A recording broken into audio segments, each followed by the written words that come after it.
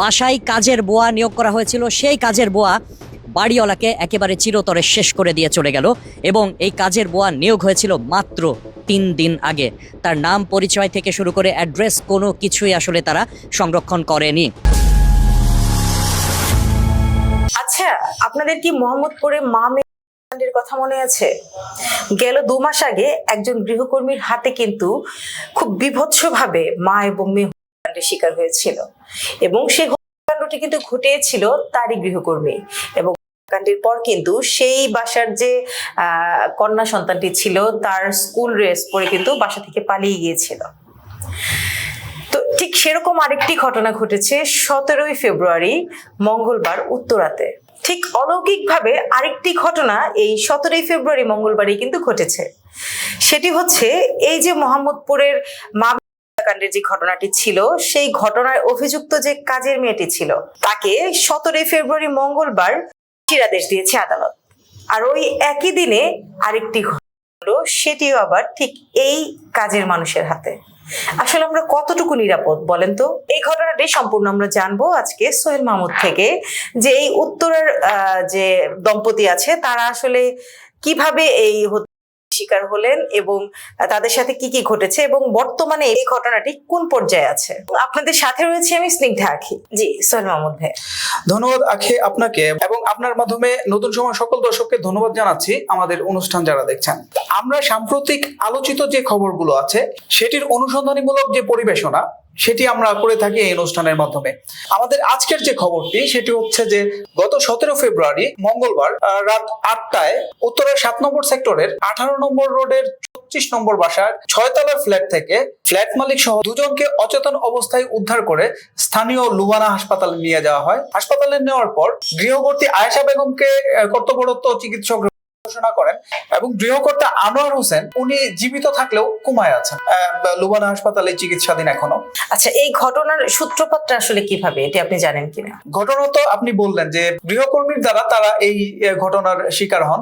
আমরা অনুসন্ধানে জানতে পারি এই যে গৃহকর্তা আনোয়ার হোসেন, তার বয়স হচ্ছে 68 বছর, এবং তার স্ত্রী আয়েশা আক্তার, তার বয়স 62 বছর। দুজনেই কিন্তু বয়োবৃদ্ধ, এবং তাদের সাথে তাদের ছোট ছেলে এবং ছেলের বউ, তারা দুজনেই থাকতো, এবং দুজনেই কিন্তু চাকরিজীবী, এবং তারা যেহেতু বয়স্ক মানুষ দুজনেই কিন্তু বাসায় থাকতো। আমরা ওই বাড়ির যে কেয়ারটেকার তার সাথে কথা বলে জানতে পারি গত 3 দিন আগে তারা হচ্ছে ওই বিল্ডিং এ কর্মরত একজন ক্লিনারের মাধ্যমে একজন গৃহ পরিচারিকা নেয়, এবং গত 3 দিন যাবত ওই গৃহ পরিচারিকা তাদের বাসায় কাজ করছে। এবং যে ক্লিনারের মাধ্যমে এই গৃহ পরিচারিকা তারা নেয় ওর নাম হচ্ছে রবিন। বাড়ির ম্যানেজারের কাছ থেকে আমরা যেটা জানতে পেরেছি, এই রবিন কিন্তু কিছুটা বুদ্ধি প্রতিবন্ধী, এবং এই যে গৃহ পরিচারিকা সে এনে দেয় সেটি নাকি সে রাস্তা থেকে এনে দেয়, অর্থাৎ রাস্তার মধ্যে কাজের জন্য ঘোরাঘুরি করছিল এমন একজন মহিলাকে ওই রবিন এনে দেয় আনোয়ার হোসেন দম্পতির বাড়িতে কাজ করার জন্য। এবং ওই যে গৃহ পরিচারিকা মহিলা, তার বয়স আনুমানিক 42 বছর। আমরা যখন কেয়ারটেকার এবং সিকিউরিটির কাছে তার বিষয় জানতে চেয়েছি তখন কিন্তু তারা বলেছে যে গৃহ পরিচারিকা হেজাব পরে থাকতো, এবং তাকে একদিন চেহারা দেখতে পারলেও তারা আসলে মনে করতে পারছে না তার চেহারা কিরকম। আচ্ছা, ওই বাসায় কোনো সিসিটিভি ক্যামেরা বা সিসিটিভি ফুটেজ নেই যেটি দেখে তাকে শনাক্ত করা সম্ভব হবে?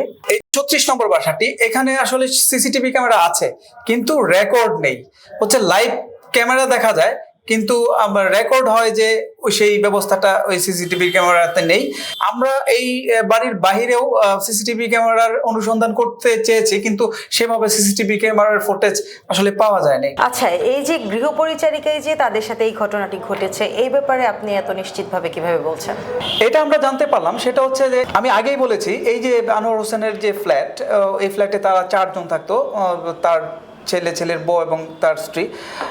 তারা হচ্ছে তার ছেলে এবং ছেলের বউ কিন্তু কাজের জন্য বাইরে চলে যেত, বাসায় থাকতো তারা 2 জন, এবং গৃহ পরিচারিকা যে সেই কিন্তু বাসায় থাকতো। আমরা ধারণা করছি এই যে ঘটনাটি ঘটেছে সেটি হচ্ছে সন্ধ্যার পর, অর্থাৎ হচ্ছে রাত 8টার আগে।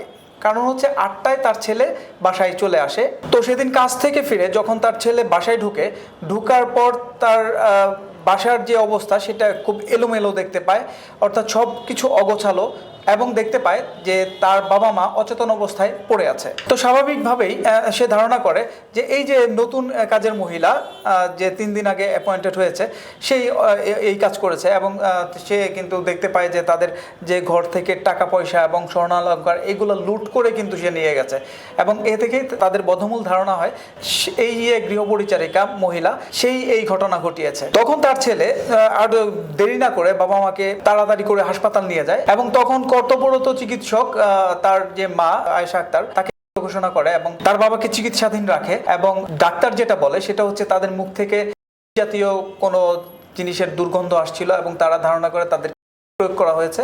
তারা আনোয়ার হোসেনের চিকিৎসায় তাকে হচ্ছে তার পাকস্থলী থেকে মুক্ত করে, তবুও তারা বলে যে এখনো আশঙ্কা মুক্ত নয়। এই যে টোটাল ঘটনায়, এই ঘটনায় কাজের মহিলাকে কি আটক করা গেছে কিনা, বা এই বিষয়ে কোনো থানায় অভিযোগ মামলা কিছু হয়েছে কিনা? এ বিষয়ে আমরা যখন তার ছেলেকে প্রশ্ন করি যে এই যে কাজের মহিলা রেখেছে তারা তার কোনো পরিচয়পত্র বা তার কোনো নাম ঠিকানা তারা জানে কিনা, তো উনি যেটা আমাদের বলেছেন যে এই যে কাজের মহিলা তারা রেখেছে তাকে তারা কাগজপত্র জমা দেওয়ার কথা বললেও সে এই 3 দিনের মধ্যে জমা দিবে বলেছিল, কিন্তু এখনও দেয়নি, যার কারণে কাজের মহিলার নাম এবং তার যে পরিচয়পত্র এগুলো কিন্তু তাদের কাছে ছিল না, এখনও তার নাম ঠিকানা পাওয়া যায়নি। তো সেক্ষেত্রে অজ্ঞাতনামা দিয়ে কোনো অভিযোগ থানায় দায়ের করা হয়নি, বা ওনাকে খোঁজার কোনো চেষ্টা চালানো হচ্ছে না? এই বিষয়ে উত্তরা পশ্চিম থানার যে ভারপ্রাপ্ত কর্মকর্তা কাজী রফিক আহমেদের সাথে আমাদের কথা হয়েছে। উনি জানিয়েছেন যে এই বিষয়ে তার ছেলে বাদী হয়ে একটি মামলা দায়ের করেছে, এবং যে তাদের সন্দেহভাজন এই যে গৃহপরিচারিকা তাকেই আসামি করা হয়েছে, এবং বাসায় যে লুটপাটের যে ঘটনাটা এটাও কিন্তু মামলার মধ্যে উল্লেখ করা হয়েছে, এবং পুলিশ এই বিষয়ে তাদের কার্যক্রম চালিয়ে যাচ্ছে। এবং পুলিশ যেটি জানিয়েছে সেটি হচ্ছে এই যে গৃহপরিচারিকা সে কিন্তু ওই বাসায় পার্ট টাইম ভাবে কাজ করতো, মানে সার্বক্ষণিক কাজ করতো না, যার কারণে হচ্ছে এরপর থেকে কিন্তু নিখোঁজ আছে, পুলিশ তার খোঁজ চালাচ্ছে। জি, ধন্যবাদ সোহেল মাহমুদ। ধন্যবাদ দর্শক এতক্ষণ সময় আমাদের সাথে থাকার জন্য। আমরা বরাবরই কিন্তু আপনাদেরকে আমাদের এই অনুষ্ঠানটি শেষে আপনাদেরকে একটি মেসেজ দিয়ে থাকি, আপনারা একটু সচেতন হন এবং আমরা একটু সচেতন হই। এই যে গত 2 মাস আগে মোহাম্মদপুরে যে ঘটনাটি ঘটেছিল, এই সময় যদি আমরা একটু সচেতন হতাম তাহলে কিন্তু এই যে উত্তরার এই ঘটনাটি আজকে আবার ঘটতো না। তো আমরা যদি গৃহ পরিচারিকা বা যে কোনো অপরিচিত কারোর সাথে মেশার আগে বা বাসায় কাজের জন্য নেওয়ার আগে তার সম্পর্কে ভালো মন্দ জেনে তার অন্তত ভোটার আইডি কার্ড সংগ্রহে রাখি, তাহলে কিন্তু এই ধরনের বেগ পেতে হবে না, এবং এরকম অনাকাঙ্ক্ষিত দুর্ঘটনা কিন্তু আমাদের জীবনে ঘটবে না। তো এই ঘটনায় পরবর্তীতে কোন দিকে যায় সেটি আমরা জেনে অবশ্যই নিয়ে আপনাদের সামনে হাজির হব। ততক্ষণ পর্যন্ত ভালো থাকুন। আল্লাহ হাফিজ। আল্লাহ হাফিজ।